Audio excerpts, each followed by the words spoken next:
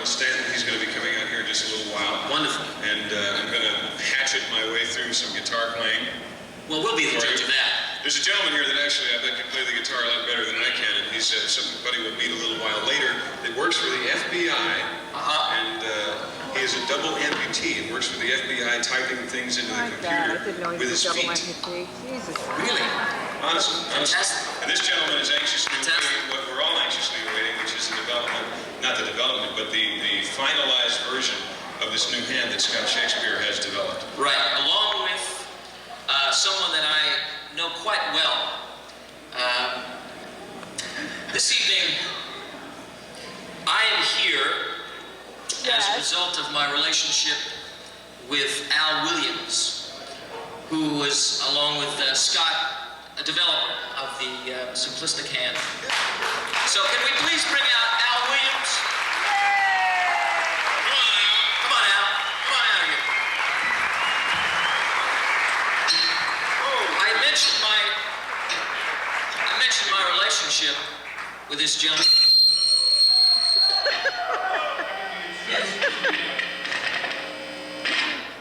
Coming to you right away will be the... As you can see, we've had an awful lot of time to rehearse this act. I personally am doing the sound.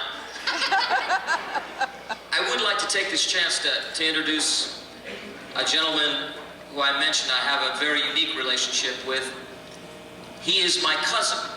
Yay! And yes, let's hear it for my cousin. He also has been working extensively with the VA, and I know that he will find it probably a lot easier to tell you about his work. But I have known this man for a number of years, obviously, and I am indeed proud to be here for you tonight. And I am thrilled, and I can't tell you how I appreciate you all being here for this. And God bless you. Al. Thank you, David. I don't have a great deal to say any more than what you've already heard. I was at the hand, demonstrating it, explaining it. Our literature explained most of it. The only thing I can say is a very young man came to me with an idea, and I thought it was very feasible. We worked on it, and we did it.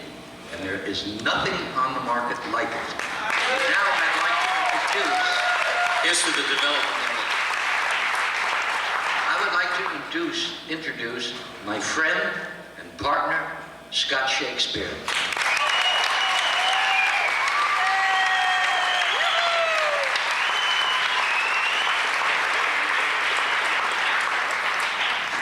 Hello. It works. Be careful. It works. By the way, this is my son. Am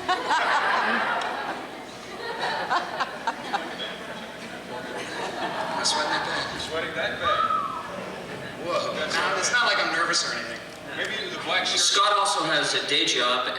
He works at the Comedy Store, working in this routine. I'm winging it, thank you. No, basically, we started TAPS, my mother and I, approximately, well, let's see, it was last year, and worked very hard on it. And when I found my best bud here, Al, we put together the simplistic hand. We really enjoy it. We hope that many, many millions of people will also enjoy it. What we're trying to do here this evening is not just to set us up to build 1 or 2, 3 hands. It's a complete program, something that has been needed in the prosthetic industry for many, many years. That complete program includes different kinds of rehabilitation, and also with the hand, replacing all of these hooks. We need to get rid of them. Let's have everyone wear hands, not hooks. Here's to that. Well said, Scott. I think that you said that quite well, very eloquently, and I think that perhaps you've had the best experience, and we should certainly make them available, and I think that's the purpose of what we're here for this evening. This is the purpose. Indeed. Very much. We hope that you're all having a great time.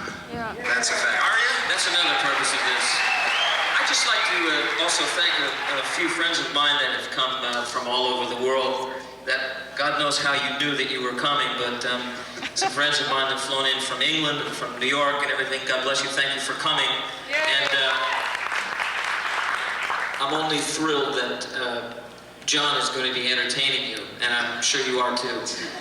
Anyway, I think John has someone he would like to introduce next. Do you I not? do. Actually, there's someone that we need to have out here because if it were not for her, you wouldn't be here. That's right. In the very physical and emotional sense, which is I'm talking about your mother, Shirley.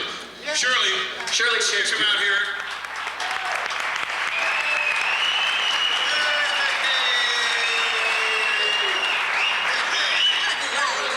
Are you proud of this guy? Yes, I am. He's a pretty good guy, you know? Super. Of course you know that. I met Scott at the Invention Convention in Pasadena just about a month and a half ago. Is it a month and a half? 2 months? 2 months. Now, he has done the impossible. I talked to him about 10 days after that, and he said, what do you think about the idea of doing getting together and doing a benefit? And I said, great. Sounds great. And he said, well, you know, I want to put it together. I want to have balloons and food and invite a bunch of people, and I want to raise money because I want to be able to do, it's an incredible thing that he wants to do. I learned through him and through study that the regular hands that they have that look like hands that are available for people without them, that don't do anything, That's right. are $6,000, $8,000 Right. for just something to sit there. Scott's hand, which will be fully functional, and by the way, for my understanding of it, because you use your back muscles, the hand that he has developed will be much, much stronger than your hand or my hand. Right. So it's just an incredible thing, but he wants to be able to give those hands to people, not people who just can afford them, but people who need them. Yes. He wants to give hands to children. We're talking about a fully operational $3,000 limb that can be available to kids. He's got a program. I do work with a telethon called the Children's Miracle Network Telethon, and all we ever do, all we think about are the kids. All this man is thinking about in this other aspect of TAPS is the kids. I said to him, you know, well, what happens? You know, kids grow so quick, they've got to get new shoes every 6 months. Well, he's got a program all worked out where the children will be able to trade the hand that they've been using for 6 months when they outgrow it to another child who needs it, and then get one that will fit them for the following 6 months. This guy is Stop starting that. out. Yeah.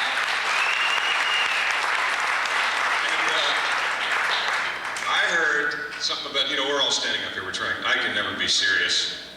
I can never wear a tie. And you're sweating a lot. No flip-flops.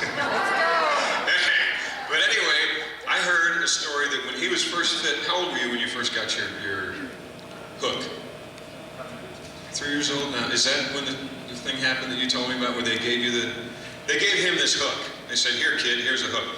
And they were talking to mom and, you know, all this stuff and said, well, it's going to take 6 weeks or so just for him to figure out how to put it on, and another 10 or 12 weeks for him to learn how to do anything with it. And little Scott, there was once a little Scott, believe it or not. Little Scott went around the corner and put this thing on and came back using it that day. This man, I believe, we were talking about earlier, had he been born with his left hand, with his left arm, we would not be standing here tonight because there wouldn't be someone that has his heart, many people who have their hearts in such a right spot in order to get something like this done. We up here believe that God does things for many, many reasons, and give thought for just a moment that perhaps God had this little boy born without that limb so that he could at this age develop something to give limbs back to thousands and thousands of people who were born the same way. 150,000 people a year have amputations done. It's a staggering number. That does not include people who are born with birth defects. And this is a guy up here, and you are people out there who are gathered here tonight to do something about that. But I would like to thank God just for a second here, as we all should, for giving us Scott and giving Scott the tremendous heart that he has. So, Series. That's right. You're seeing a couple of them here now. The gentleman you're about to meet next, I had been working on, because the truth of the matter is, I have a card here that I can't read. I don't see. I have to hold the card out here. So I've been working on, thank you.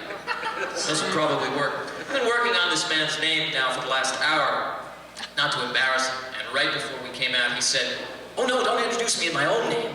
Introduce me as the character I played on television." So, without further ado, I've forgotten his name of the character that he played on television. I'd like to introduce the mayor of Reseda, the man who played the county agent on Green Acres. Hank Kimball. Hank Kimball.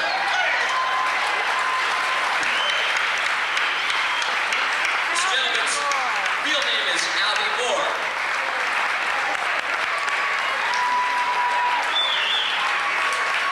Right here. Okay. Thank you for that numerous introduction. I came here tonight. I thought I was going to be a spectator, and I have been asked to represent the mayor's office. Now, the mayor is one job in which, of all the political